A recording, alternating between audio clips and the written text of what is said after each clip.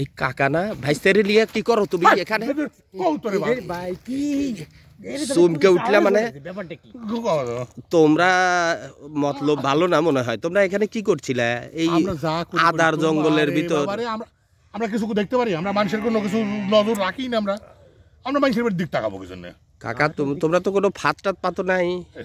কি কয় আমার দেখি হচ্ছে রে বাদে নাকি কত? আমার কথা বাদ দাও, আমরা মেয়ে সালপাল দেখি না, দুকু আমরা আমরা আমরা আমরা আমরা কোনো কিছু করি না। তোমরা ও ঘুঘু মারা ভাত পাচ্ছাও, বুঝছি। তা কাকা তুমি কও, তোমার কি বক্তব্য? আমার কথা হলো কাকা, তুমি তো এই ঘুঘু মারা ভাত বহুদিন হলো পাইতে বসে আছাও, তা ভালোই তো আয় রোজগার হচ্ছে। তে আমার কথা হলো যে এই যে যারা বড় বড় ঘুঘু মারা ভাত পাইতে বসে আছে, বাবা ডাইরেক্ট কও, ওসব বাদ দিয়ে ডাইরেক্ট কি কইতে যাচ্ছ সেটা কও। কইতে চাচ্ছি, আমি তো বুদ্ধিজীবী, তুমি তো জানো। ও আচ্ছা, তাইলে কও তো দেখি, ওই যে বাংলাদেশ শিল্পকলা একাডেমির যে লিয়াকত আলী লাকি আছিল, ওই তো আছিল খুব ভালো মানুষ। ভালো মানুষ না? তাহলে ওই যে ১৭,০০০ কোটি টাকার দুর্নীতির দায় তুমি তাক ভালো মানুষ করছাও কাকা? মান ইজ্জত আর থাকলো না কাকা তোমার। এই শুনো, এই কাঠের মালা গলায় দিয়ে তুমি কাকা মিথ্যে কথা কও কাকা। এই বাংলাদেশে যার যত দুর্নীতির নথি থাকবি, যার যত টেকা ইনকামের ইতিহাস থাকবি, সে তত সৎ ব্যক্তি, সে তত নামও থাকবি। ও আচ্ছা, বাংলাদেশ, এটা বাংলাদেশ, তুমি একটু চিন্তা করো। ইতিহাসে লিখতে হলে এইরকম কাজ করতে হবে। তা কাকা আমার কথা, যে ওই লিয়াকত আলী লাকি তো বিদায় লিছে, ওই তো পলাতক, ওর টিকিটটাও তো ছুঁতে পারলে না। তে এখন যাই হোক, ওই যে হ্যান্ডস গুলো দিয়ে গেছে জেলায় জেলায়, তারা তো আরো ৪০ চোর, ওই যে আলিবাবার মতো, ওই তো সিসিং ফাঁক করে লিয়ে গেছে। শুনো, তোমরা তো করছো যে ২৪-এর স্বাধীনতা একটা পরিবর্তন নিয়ে আসতে যাচ্ছে, তাই না? এই জন্য করছো তো যে মালদার পার্টিরা পলায় গেছে, এরাও তো হ্যান্ডস, মানে এরাও হচ্ছে কামাই করে তাক দিছে। তা তোমার নাটোর জেলার কি খবর? নাটোর জেলার শিল্পকলা একাডেমির পরিচালকের কি খবর কাকা? শুধু শিল্পকলা কালচারাল অফিসারের কি খবর? শিল্পকলা একাডেমি বা কালচার অফিসারের কথা নয়, কথা হচ্ছে সকল সেক্টরে আমরা এমন ভাবে প্রভাব বিস্তার করেছি, আমার তার ভাতি যারা করেছে, যে এটাকে মূলত পাঠন সম্ভব বলে মনে করছি না।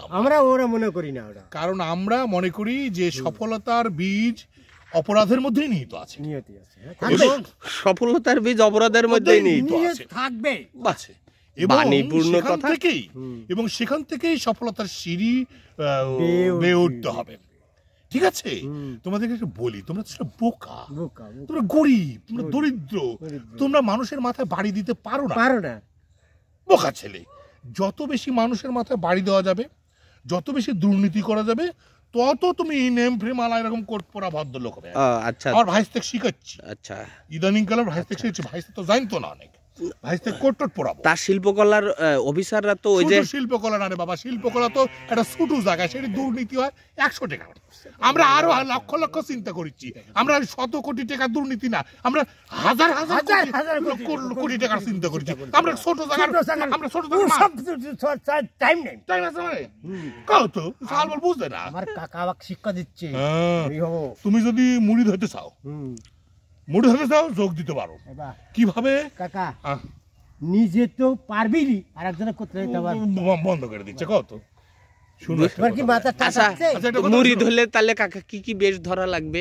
ওই যে তোমার সবকিছু বেশি লাগবে, আমি যখন যেটা করবো তখন সেটা করা লাগবে। এটা কথা শোনো। আচ্ছা, সবচেয়ে বড় কথা হচ্ছে যে তোমাকে সাধু সঙ্গ করতে হবে না, সবই তোমাকে জলের মতো রং ধারণ করতে হবে।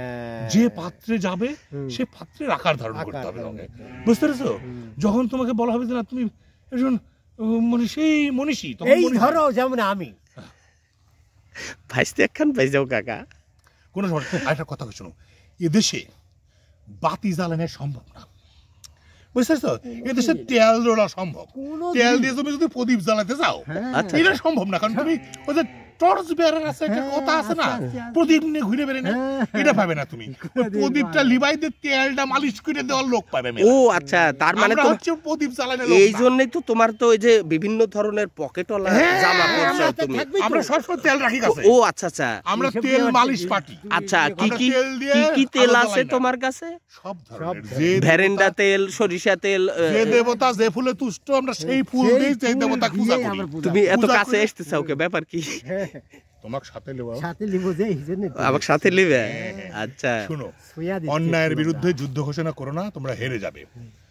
তোমাদেরকে চ্যালেঞ্জ করছি, অন্যায় এবং দুর্নীতির বিরুদ্ধে যারা অস্ত্র ধরবে, যারা মনে করে দুর্নীতির বিরুদ্ধে যুদ্ধ ঘোষণা করবে, যারা জিহাদ ঘোষণা করবে, তাদের কবর আমরা রচিত করবো বাংলার মাটিতে। আমাদের নিশান উড়িয়ে দেব, পতাকা উড়িয়ে দেব। দুর্নীতি এবং অন্যায়ের নিশানা এই বাংলার মাটি থেকে কেউ কোনোদিন কি নিশ্চিহ্ন করতে পারবে না। চ্যালেঞ্জ রইল তোমাদের কাছে। আচ্ছা, তাইলে তো কাকা তুমি তো আবার ফ্যাসিবাদ ফিরিয়ে নিয়ে আসবেনি তোমার এই। তোমাদের কাছে চ্যালেঞ্জ রইল, তোমরা যদি এই অন্যায় দুর্নীতিকে রোধ করতে পারো, আমি সেদিনকে কি করব? আমরা কাঠের বেলা খুলে ফেলা দেবো। আমি মৃত্যুকে পালন যাও, ঠিক কথা কইছি। যদি অন্যায়কে রোধ করতে পারো, যাও যাও। তাইলে কাকা বিচার কিন্তু কাকা